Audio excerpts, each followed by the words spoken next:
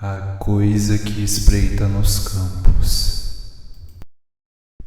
Antes do vídeo começar, se puderem deixar o like e se inscreverem no canal, eu agradeço. Foi há algumas semanas que os fardos de feno começaram a se afastar da minha casa. Todo dia, quando eu acordava, cada uma tinha se movido algumas centenas de metros de onde estava antes. Eu concluí que fosse brincalhões sem o que fazer, então eu ignorei. Dentro de alguns dias, no entanto, os fardos começaram a se aproximar dos limites da fazenda. Eu estava cansado do joguinho deles, então decidi movê-los de volta aonde estavam antes. Levou uma tediosa hora para levá-los de volta, onde estavam, para perto da casa novamente. E quando eu terminei, eu estava disposto a quebrar o pescoço de qualquer merdinha que tentasse brincar comigo. Na manhã seguinte, acordei com cada um dos meus cavalos decapitados.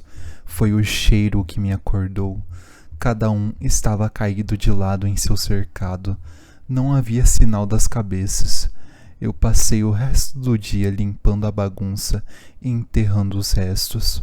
Foi só quando eu terminei que eu notei que os fardos estavam nas mesmas posições do dia anterior, fora do lugar.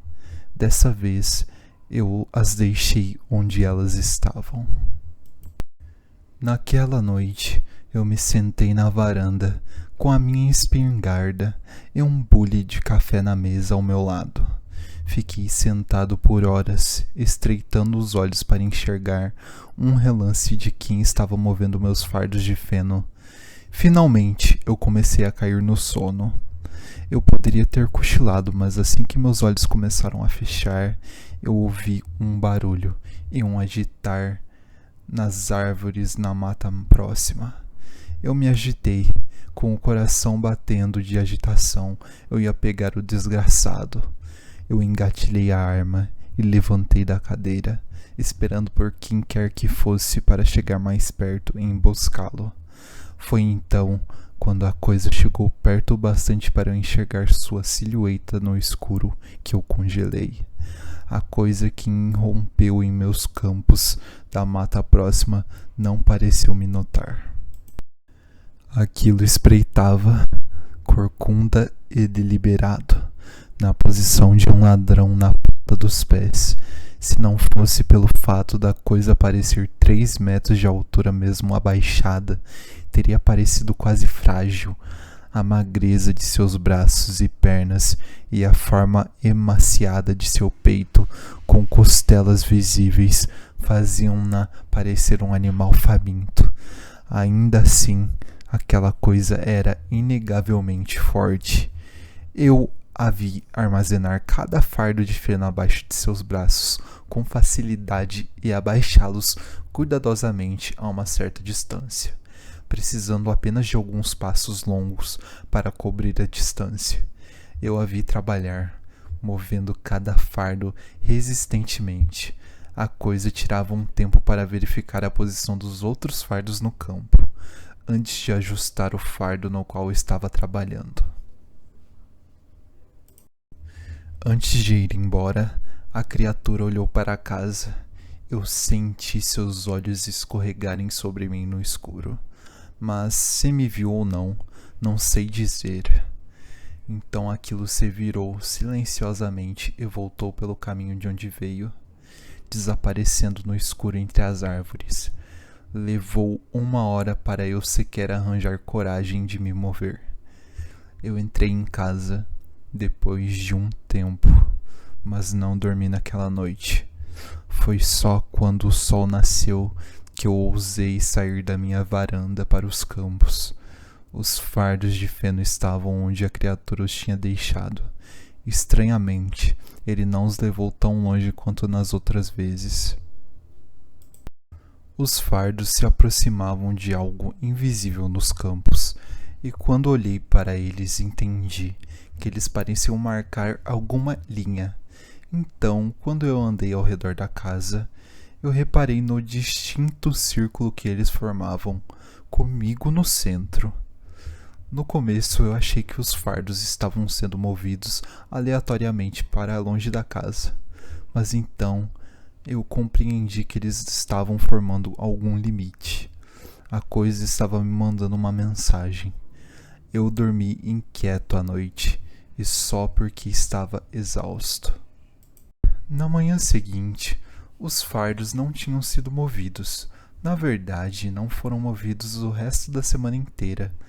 Eles finalmente estavam onde a coisa os queria. Eu quebrei a cabeça tentando interpretá-los. Por que essa coisa gastou tanta energia movendo meus fardos? Por que me ameaçara com tanta violência? Eu deveria tentar interferir? Matar meus cavalos foi só isso, uma ameaça inteligente. Aquilo sabia que me assustaria e sabia que eu entenderia as explicações.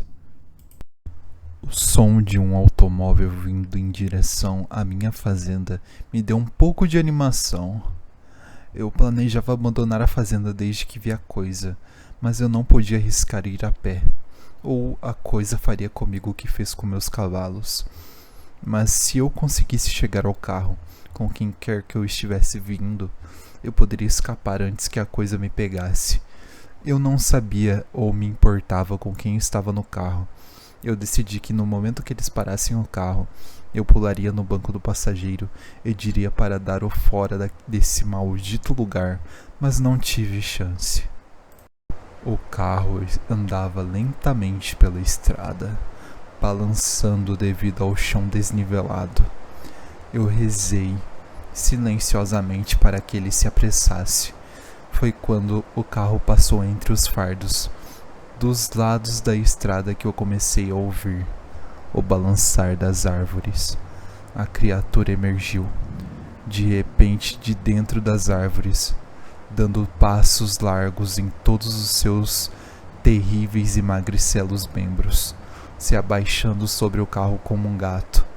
Algum momento depois, estava rasgando e destruindo o painel de aço do carro, tentando pegar o motorista. O homem, quem quer que fosse, gritou o tempo todo, e deu para ouvi-lo, mesmo com o amassar do metal e o estilhaçar dos vidros. Foi apenas quando a coisa esmagou em sua mão, indiferente, que os gritos pararam. O monstro o atirou para longe e se ajeitou para olhar na minha direção.